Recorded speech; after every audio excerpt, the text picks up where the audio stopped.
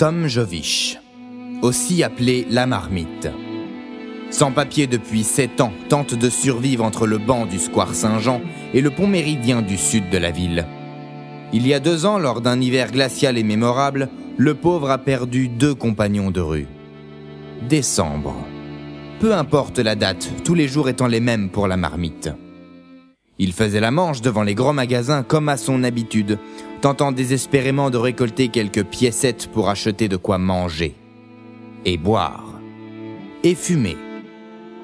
Il passait plus de temps à insulter les passants qu'à compter ses pièces de cuivre.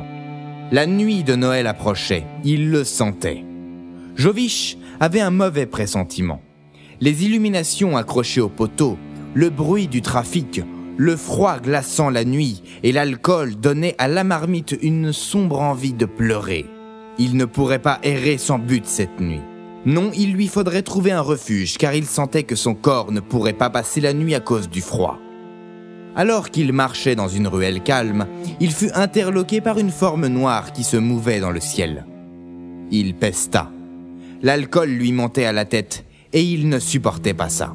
« Ah, saleté de bouteille !» s'écria-t-il en s'affalant sur un petit muret. Il fixa la jolie maison en meulière devant lui avant d'éructer. Il y avait quelque chose d'étrange sur cette bon Dieu de baraque qu'il trouvait de plus en plus bizarre. Il fixa le toit. « C'est quoi ce machin ?» Il discerna une cheminée avec une ombre ronde et immobile au-dessus d'elle.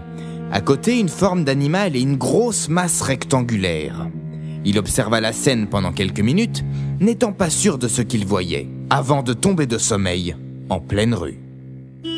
Quoi ? Tom ouvrit les yeux, surpris. Il faisait toujours nuit, une voiture avançait vers lui.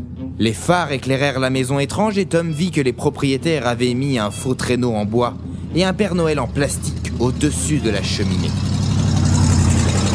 Ah, je suis bête. La voiture s'éloigna, laissant le sans-abri seul.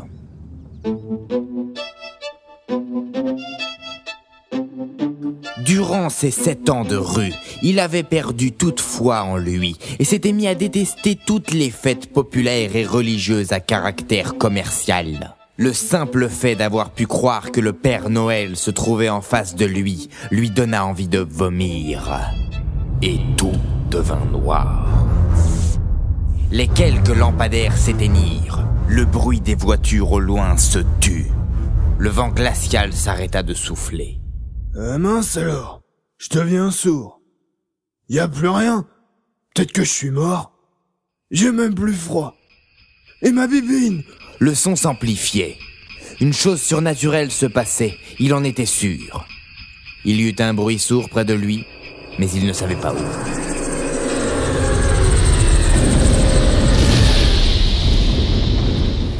Je suis bourré, ma couille. Et cette cuite est complètement folle. Jovich. Tom Jovich. Quoi ? Qui me parle ? J'ai besoin de toi, et vite. Depuis quand ma bouteille a besoin d'un ivrogne ? Je sais tout de toi, comment tu vis. Et surtout, j'ai appris ton aversion pour Noël. Faites deux cons. T'es dans ma tête ? J'ai besoin de toi. Si tu acceptes, je te donnerai ta chance. Je t'enlèverai ton ivresse, te donnerai à manger et tu vivras heureux sans manquer de rien. Je peux te faire ce cadeau si tu m'aides. Rien à foutre de ta fête de merde. Noël n'est plus dans ma vie. N'a jamais été dans ma vie et ne le sera jamais. Trop de souvenirs où j'avais pas de cadeau pour mes envois de parents gâter mon frère aîné. Parfait. J'ai besoin de toi. Rien à foutre. Oh, toutes mes excuses. Je crois que je ne me suis pas présenté. Rien à foutre. Ah oui, tu crois ça? Mon ami, ne veux-tu pas prendre ta revanche? Rendre cette ville plus chaotique qu'elle n'est? Tu ne veux pas rendre malheureux ces pesteux qui passent à côté de toi sans même t'adresser un regard? Les rendre démunis? Oh oui, une fois dans leur vie, et peut-être pour toujours. Allez mon garçon, monte dans mon traîneau noir, et viens faire la fête avec le père Fouettard. Ah, bordel de Dieu. Allez, monte avec moi et partons faire la fiesta. Allez, Philibert, Jojo et Félistouille, Itada, en avant le pôle Nord. Décembre. Peu importe la date, tous les jours étant les mêmes pour la marmite. Sauf ce 23 décembre. La ruelle était calme. Personne ne se doutait de ce qui venait de se passer. Et encore moins de ce qui allait arriver.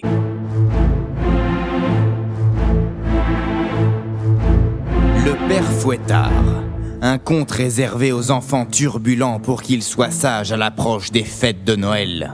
Ce bougre existait vraiment et venait d'enrôler la marmite alors que ce pauvre SDF cuvait son vin en plein Paris.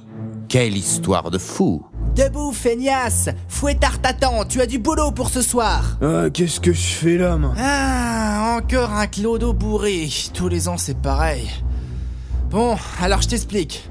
Tu vas passer à la salle de bain, tu vas te faire tout propre. Après, tu boiras la potion verte qui te rendra ta barbe parfaitement noire. La potion rouge qui te fera dessouler. Pour finir, la potion bleue, tu sais, qui enlèvera les ravages de l'alcool sur ton visage.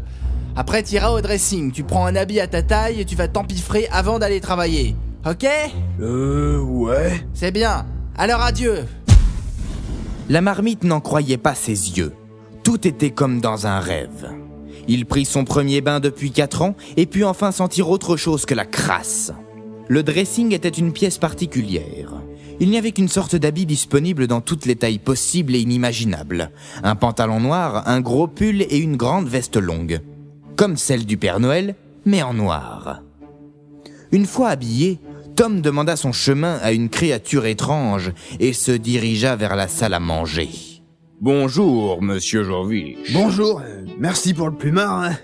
C'est vraiment magique ici. Vous vous y plairez. Mangez et venez me retrouver dans 1 heure dans le hangar au sud de la bâtisse. Demandez votre chemin au lutin si vous pensez être perdu. Très bien. Et il s'empiffra. Il mangea comme il n'avait jamais mangé, si bien qu'il se sentit mal à la fin de son repas pantagruélique. Barbouillé, il demanda le chemin des commodités à un petit homme au nez crochu qui n'avait pas l'air de parler sa langue. Il lui fit un mouvement de la tête vers un couloir et partit d'un air las. Doucement, la marmite s'engouffra dans le couloir. Il s'arrêta devant une porte au hasard et tenta de l'ouvrir. Fermée. C'est pas vrai. Comment je vais trouver les water dans ce machin? Ah, monsieur! Qui êtes-vous? Que faites-vous ici? Vous ne pouvez pas rester ici. Dégagez! Vous allez vous faire tuer! Bah non, je viens d'arriver, je cherche les gogues. Quel jour sommes-nous? Le 24? On est le 24? Oh non! C'est vous le nouveau? Quelle horreur! Fuyez! Fuyez vite! On ne doit pas me voir avec vous. Hein? Et pourquoi? Le père Fouettard, ça ne vous dit rien? Le mal en personne. Il vous a embauché uniquement pour que vous fassiez son boulot à sa place. Ce soir, quand le Père Noël aura fait sa tournée, vous devrez aller distribuer le malheur et la haine sur le peuple. Mais aucun de vous n'est revenu vivant. Ah, je comprends pas. Fouettard prend des SDF ou des orphelins pour faire son sale travail à sa place, car il sait qu'ils trouveront la mort et qu'ils ne manqueront à personne. Fuyez! Ou appelez le 06 36 65 65 65, c'est le numéro du Père Noël. Lui seul pourra vous aider.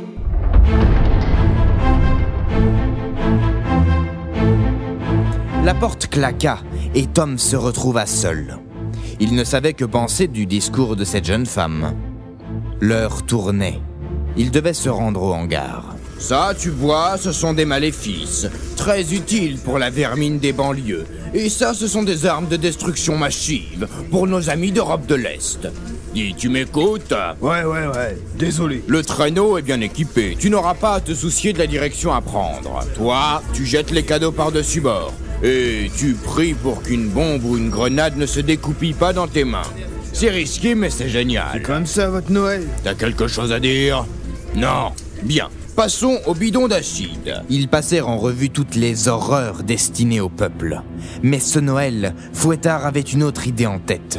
Pour lui, le monde était vilain et immonde. Il en avait marre de récompenser que les méchants. Il voulait faire un cadeau collectif, un cadeau mondial. Ce hangar gigantesque avait de quoi faire sauter 15 fois la planète. Et c'est précisément ce que l'ennemi du Père Noël voulait faire. Ce monde t'a rejeté. Crie-lui ta haine. Réduis-le à 100. Et passe à la poste. J'ai des timbres à acheter.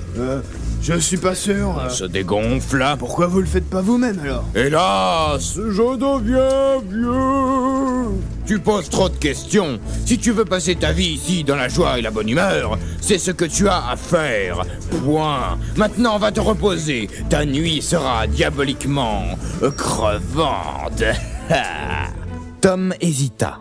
Il n'aimait pas Noël et avait une dent contre le peuple, mais était-ce une raison pour vouloir tuer tout le monde? Dans l'après-midi, un petit valet lui apporta un verre contenant un liquide violet. C'était soi-disant pour le mal de tête. Depuis le matin, il ne pouvait plus rien boire ni avaler.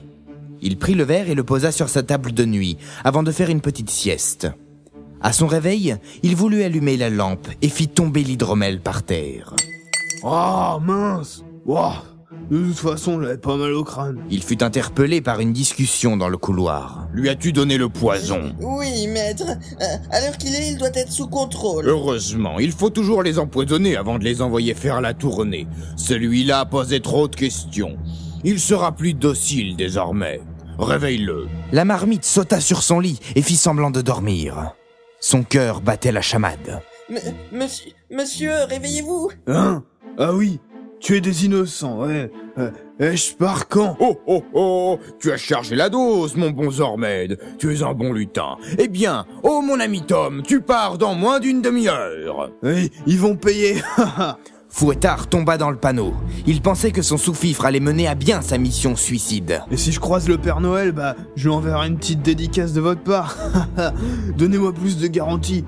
Et puis je veux un couteau, avec une grande lame qui coupe bien. Apportez-lui, c'est bien. Son plan était clair et il devait agir vite. Une créature étrange lui apporta un poignard et des munitions. Le père Fouettard était ravi. Tom monta dans le traîneau noir. Très bien, fais bon vol, mais n'abîme pas mon traîneau. Ah, au fait, j'ai une chose importante à vous demander. Qu'y a-t-il? Approchez. Comment s'appelle cette hérétique blonde qui m'a poursuivi dans un couloir en me disant que j'allais me faire tuer? Quoi? Donnez-lui des coups de fouet de ma part, mais donnez-moi son prénom, que j'oublie pas cette folle. Ah oui, je pense qu'il s'agit de Loïs. Couloir sud, c'est ça. Vous avez demandé les toilettes, vous. Ces satanés lutins ont dû comprendre Chaussette. Oui, bon, elle est un peu dérangée. Nous lui donnerons une bonne correction. Ah bah, je vous fais confiance. Bien. Ah, encore une chose. Joviche saisit son poignard et trancha la gorge du père Fouettard. Les créatures présentes dans le hangar prirent peur et coururent vers la porte de sortie. Il saisit ses grenades et les envoya vers le personnel du père Fouettard qui allait sonner l'alerte. Ils n'en eurent pas le temps. Tom sortit du hangar et se dirigea vers la bâtisse du démon, criant le nom de Loïs à tout va. Il allait s'enfuir, mais pas seul. Il ne pouvait pas laisser celle qui l'avait aidé. Il courut dans le couloir. Seule une porte était ouverte. La jeune fille était attachée à une chaise, en train de coudre des chaussettes comme une esclave. Il la détacha, et ils regagnèrent le traîneau de Fouettard, leur unique moyen de s'enfuir. Mais où était-il? Nous sommes en Laponie.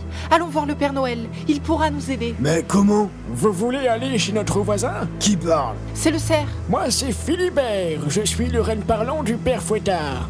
Mon cousin Rudolph travaille avec le gros Larouge. Je peux vous déposer, mais il faudra me rendre un service. Ah, quel genre de service? Je veux des papouilles. Ça fait une éternité que j'en ai pas eu. Vendu. Filons. Au fait, comment vous appelez-vous? Appelez-moi Tom.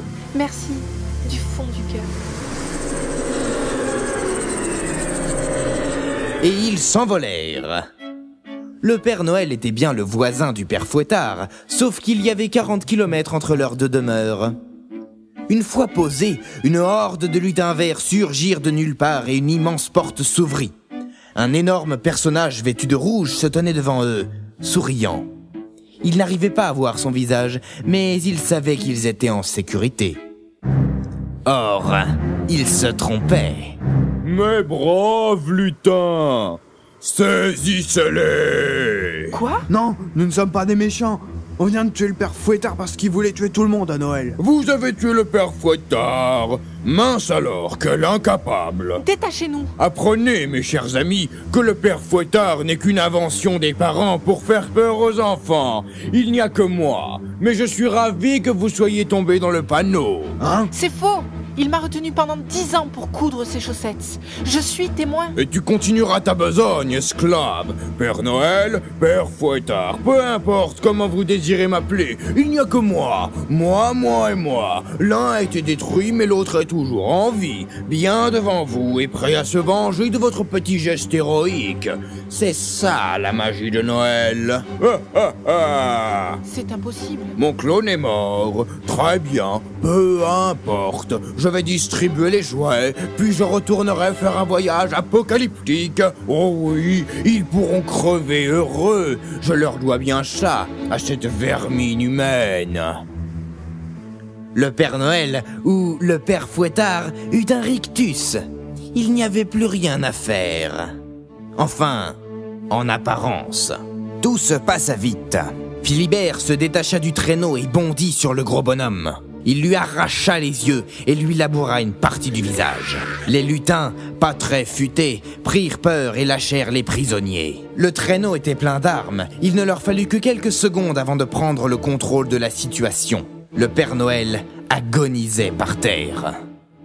Les lutins étant de petites personnes faibles, il fut facile de les rallier aux côtés des gentils. Cet homme est méchant.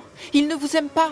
Ligotez-le bien fort et je vous prépare un bon chocolat chaud. Vous n'êtes qu'une bande d'enfoirés. Et toi, tu es une saleté de reine de merde. J'aurais dû te bouffer quand tu étais petit. Tu vas finir en steak. Je vais te bouffer. Et toi, tu vas finir congelé sous la glace. Creuser un trou dans la banquise et jeter-le dedans. Minuit sonnait. Qui va distribuer les cadeaux? Ce Noël sera le plus triste depuis 5 millénaires. Ah, moins triste que si tout le monde crevait, tu penses pas? Je vous déteste tous. Mes yeux. Vous auriez pas vu mon œil droit, s'il vous plaît? Tom, c'est toi? Quoi? Lutin, les cadeaux sont prêts? Oui, le traîneau est paré au décollage, mais aucun lutin ne peut le diriger. Phil, Ah, je suis pas le Père Noël, c'est un comble quand même. grouille-toi, sinon je te casse les dents. Non. Oh, c'est froid. Oh, c'est froid. C'est froid.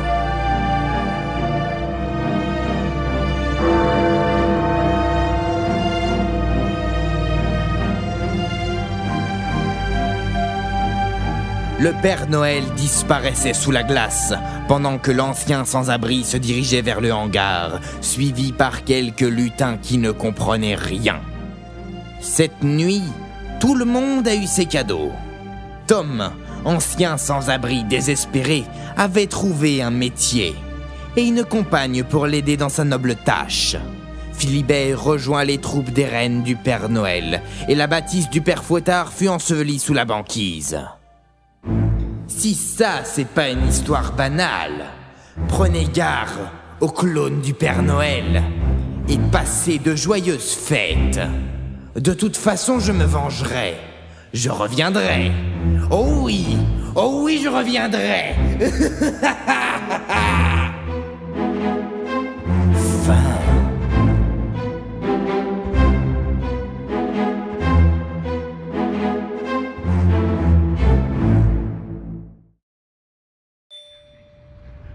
Beau sapin, roi des forêts, que j'aime ta verdure. Quand par l'hiver, bois et guérets sont dépouillés de leurs attraits. Mon beau sapin, roi des forêts, tu gardes ta parure. Vous me connaissez sous le prénom de Père Noël. Vous avez été sage presque toute l'année. Et quand décembre revient, le froid se fait sentir, les listes se préparent et les guirlandes scintillent. Père Noël, Père Noël. J'offre des cadeaux, j'offre des joujoux, avec mes lutins on en fout partout. Père Noël, Père Noël. J'offre des cadeaux, j'offre des joujoux, avec mes lutins on en fout partout. Mon beau sapin, roi des gorées, que j'aime ta raclure. Quand par l'hiver j'étais pourri, je dépouillais les sans-abri. Mon beau sapin, roi des gorées, tu gardes ta parure. Vous me connaissez car vous n'êtes pas gentil. Pas gentil. Votre beau sapin, je vous le refroidis. Refroidis. Je suis connu dans les prisons, je suis la terreur des marmottons. Si tu n'as pas été sage, tu vas vite m'acclamer. Père Fouettard. Père Fouettard. Délinquants, les assassins et les champignons me connaissent bien. Père Fouettard. Père Fouettard. Les délinquants, les assassins, les champignons me connaissent bien.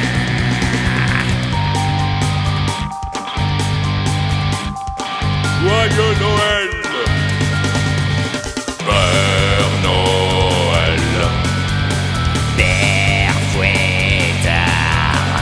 Soyez heureux toute votre vie. Mais sachez que pour un canular, il n'est jamais trop tard. Père Noël, Père Fouettard. Soyez heureux toute votre vie. Mais sachez que pour un